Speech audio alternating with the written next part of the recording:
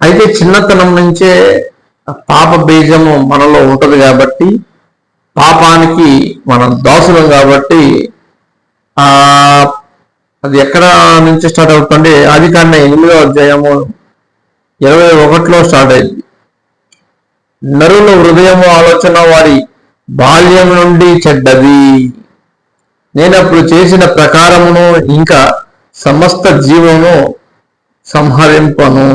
అంటే నేను ఇప్పుడు దాకా చంపాను, సంపను, సంహరింపను.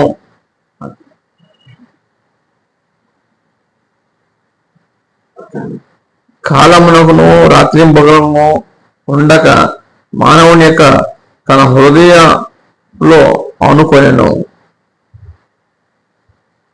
అయితే ఇంకా నేను వీటిని తీసేయను, వీటిని చంపను, వీళ్ళకి ఎవరికి ఇలాంటి దోషాలను ఏర్పాటు చేయను అని చెప్పారు.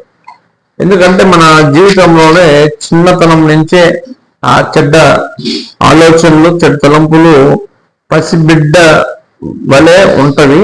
అవి ఆ చెడ్డ తలంపుల గురించి చెప్పాడు. మత్తయి సువార్తలో 5వ అధ్యాయము 27వ వచనంలో ఉంటుంది. హల్లెలూయా. 5:27 వ్యభిచారము చేయవద్దని చెప్పబడిన మాట మీరు విన్నారు కదా, నేను మీతో చెప్పినదేమనగా, ఒక స్త్రీని మోహపు చూపుతోనూ చూసిన ప్రతి వాడు అప్పుడే తన హృదయములో ఆమెతో వ్యభిచారం చేసిన వాడగును అనుంది వాక్యం. పాత నిబంధనలో ఏముంది?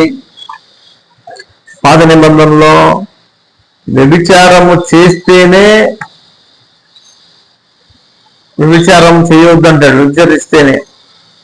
కానీ కొత్త నిబంధనలో ఏముంటుంది? నేను మోహపు చూపుతూ చూసినా కానీ దాన్ని, అది వ్యభిచారంలో చేయబడుతుంది, దాంట్లో వల్ల నువ్వు శిక్ష పడే అవకాశం ఉంది అంటాడు. అంటే ఇంకా స్ట్రిక్ట్ అయిపోయింది.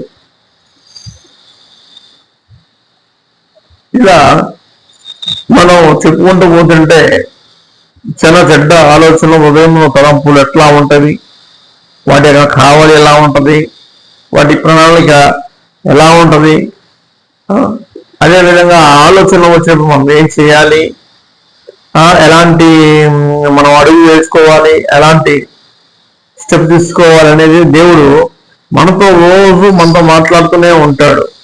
ఆయన మాట్లాడుతున్నాడు కానీ నీకు వినపడదు. ఎందుకో తెలుసా? నీ ఆలోచన వేరే రూట్లో వేరే రూట్లో ఉంటుంది.